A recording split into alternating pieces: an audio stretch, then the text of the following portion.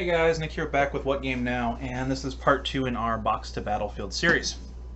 So, in the previous video, we talked about the different types of material a model can be made out of, and in what format they can be presented.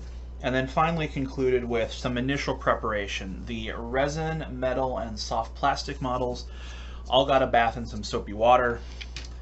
The hard plastic model did not. So now we're all cleaned and ready to go, we are actually ready to begin assembly. So I'm going to go ahead and start with this bit of resin model here. And if a model comes with instructions, follow the instructions. It's fairly simple advice, but not every kit comes with instructions. What do you do in that case? Well, first thing I would do is check to see if there was supposed to be instructions. Every once in a while I've gotten a kit that didn't come with instructions that was supposed to. But not every kit does. For example, these metal models here. Indeed, everything you see on this table all came without instructions. So, what I'm going to do, and what I have off screen here that you guys can't see for various reasons, is large pictorial references of all of these models. So I know what they're supposed to look like. Now, this isn't too bad. There's not a ton of parts going on here. For larger kits, you really do want instructions or some help. So, anyway, we don't have any instructions to follow. If we did follow them, they're there for a reason. Once you've assembled a model, you may find some tips and tricks you can find to speed up or get around the process, but that's okay. So what we're going to do is we're going to go ahead and assemble this BOA from Heavy Gear Blitz. Grab the base here. So the first thing I'm going to do is get all the parts together.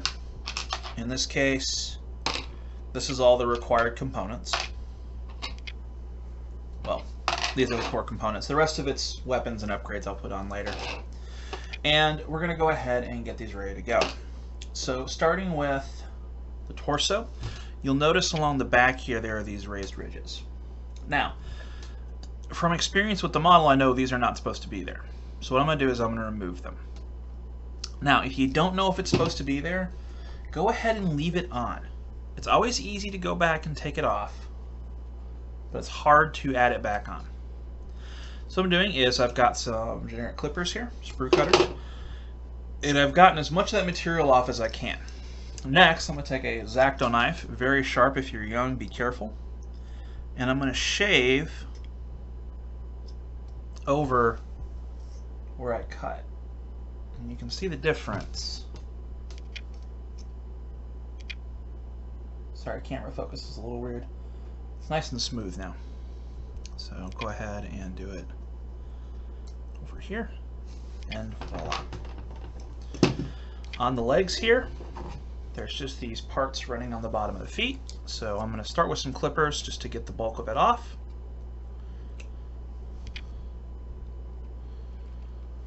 And then I'm going to go in with my X-Acto knife again to smooth it out. Now, since this particular joint isn't going to be visible, I'm not too worried about it. And there we go.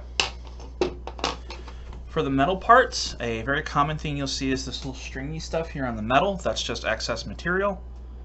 Quick snip with the clippers.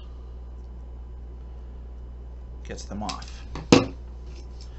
Quick pass over with the knife just to make sure there's no large chunks or undesirable chunks. And we're good to go. Now, when we get to plastic, there is one more step, and we'll get to that when I finish cutting up here. Here, going back to our X-Acto knife for the larger chunks. Separate the parts as best we can. This is trash. And then go back in with a X-Acto knife and smooth out. Be very careful. The knife is sharp. Got that.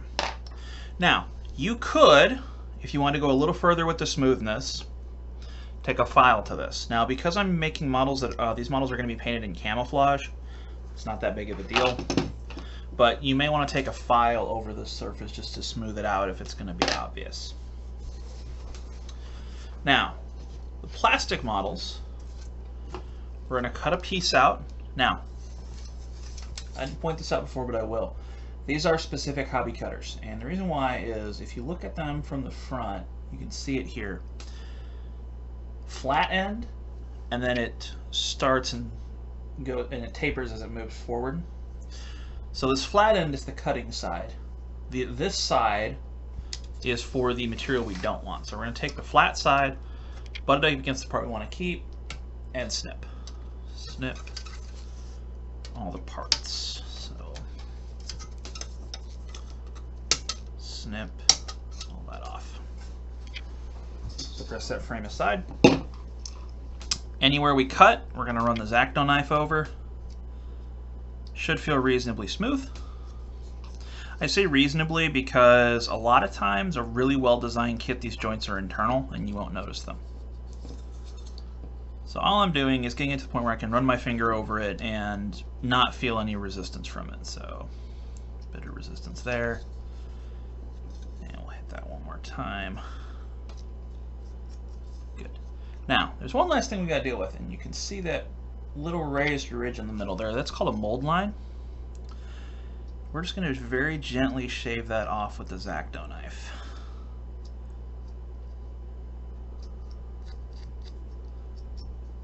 And if we don't, that's going to be a blemish we're going to be able to see. So cleared and cleared. Good to go. Now we're just going to do this over all of our parts now. So keep this up. If the plastic starts discoloring, don't worry about it. When you paint it, that will get covered.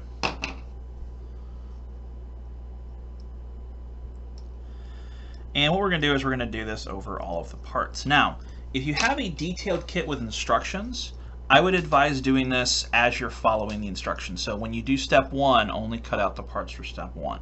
That way you don't lose track of them. So now that we've got our parts cleaned off, let's go ahead and assemble them.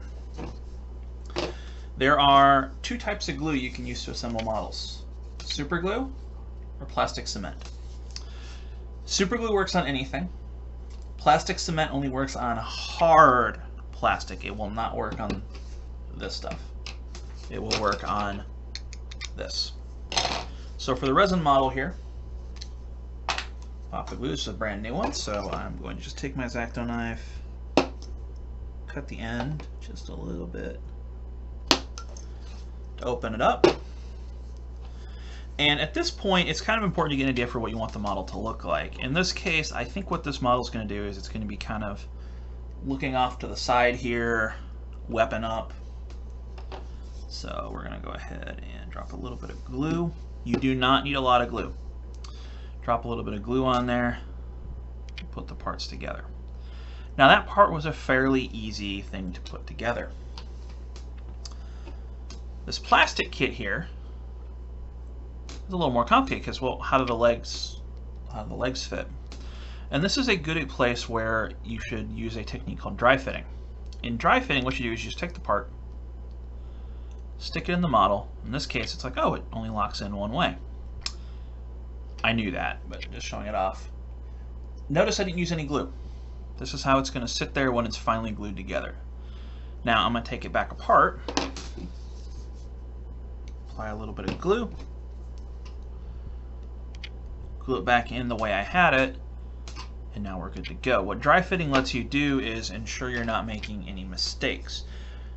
Sometimes you will notice when you dry fit something that maybe a model is supposed to lock together, or maybe there's some extra material you didn't get rid of in the way. All those things happen. It's totally fine. It's totally normal. But dry fitting helps us avoid that. So next up, let's quick dry fit here. The part's going to sit. So let's grab some glue and glue it on. Now super glue does take a little while to set, so be very careful and gentle with a model assemble with super glue. The plastic cement, stand up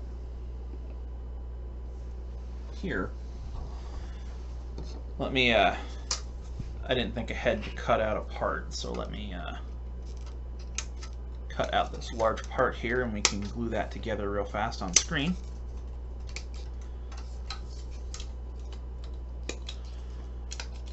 Clip off the frame.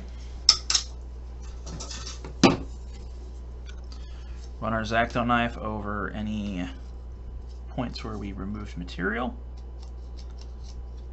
There's a mold line along the top of this. I'll get rid of that later. Just want to clear it up for the video here. And then this stuff's all on the bottom. So, quick dry fit. Is this the left door or the right door? Well, doesn't really fit on the right. So if we go to the left here, though, you can actually see it lock into place. The seam here matches with this. So very obviously this is supposed to go together. So what I'm going to do is I'm going to take my plastic cement. By the way, the super glue is just a generic, my local Hobby Town has it. It's their house brand. The plastic cement I'm using here is actually Games Workshop. We're going to wet the joint and press together. Now, a very interesting thing about plastic cement that's kind of important to understand is plastic cement actually melts the plastic a little bit. So it creates a much stronger bond. It only works on hard plastic. So do not use this on the green thing over here. It's a Death Ripper from Privateer Press. It is very important that it does not, you understand that it does not work on soft plastic. It is only for hard plastic. I've had a lot of people over the years like, oh, I've tried this plastic from insert company, Privateer Press or DreamPod 9 or whatever, and the plastic cement's not working. What's going on? The answer is it's probably soft plastic.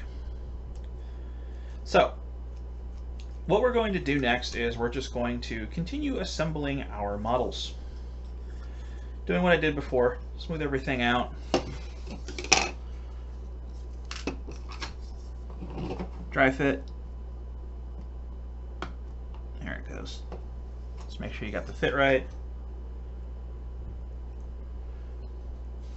And then, voila. So, keep doing that. Plastic glue actually tends to dry fairly, or it tends to set. You can handle it fairly quickly. All of this stuff, give it plenty of time to dry. Don't push it. There's no rush. This isn't a race. If you mess up the assembly of a model, you have messed up the assembly of a model. It is very hard and sometimes nigh on impossible to fix mistakes. So don't rush it. Take your time. Do it right the first time. And you will find that your model assembly process goes so much easier when you've just taken a few seconds and did it the right way the first time. Finish putting the outdoor on this building together just to make sure it kind of fits together nicely, and hey, there we go. So guys, that is the basics of assembly here. A few tips and tricks that I've found over the years. I've found that getting a model on its feet tends to help quite a bit because it gives you a better feel for how things are going to fit on the base. So for example, it's on its feet. I'm going to go ahead and glue it to its base. Super glue because it's made out of resin. And there we go. Now, I like to try and center up usually the center of the hips or the neck, or where the head would be. So like the center of the torso is right here. Try and make that as centermost on the base as you can. That generally tends to avoid overhang. Sometimes a model's base will be slotted, where there'll actually be a tab on the bottom of the feet or something like that to slot into a gap on the base. In that case, take a second and dry fit it.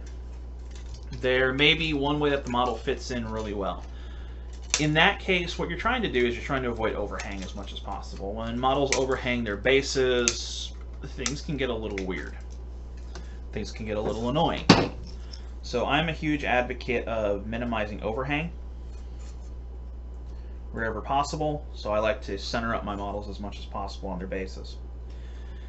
Next off, sub-assemblies. Sometimes it will be easier to assemble a chunk of a model and then go back and assemble another chunk of it.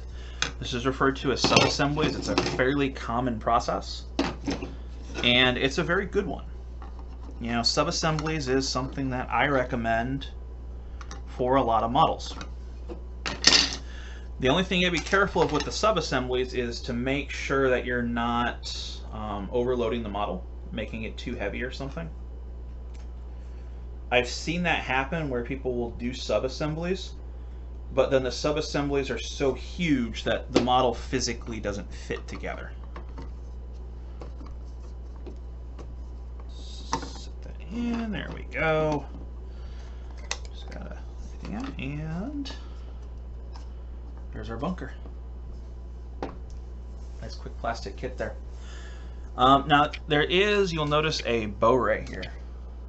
So what I'm gonna do to fix that, and this is something you can do with resin as well, is I am going to let this dry and then heat this up with a hair dryer. That'll loosen up the plastic a little bit, make it a little bit softer, bend it into position, and then quickly dunk it in water, cold water specifically, so that it retains its new shape. And that should help the model stay together. So with that, I know this was a little bit haphazard, but it's kind of worth showing off everything. The main takeaways here with assembly are: use super glue on everything but soft plastic. If it's made of soft plastic, you can use an actual plastic cement. Take a moment and dry fit your models together so you know how they're going to fit together.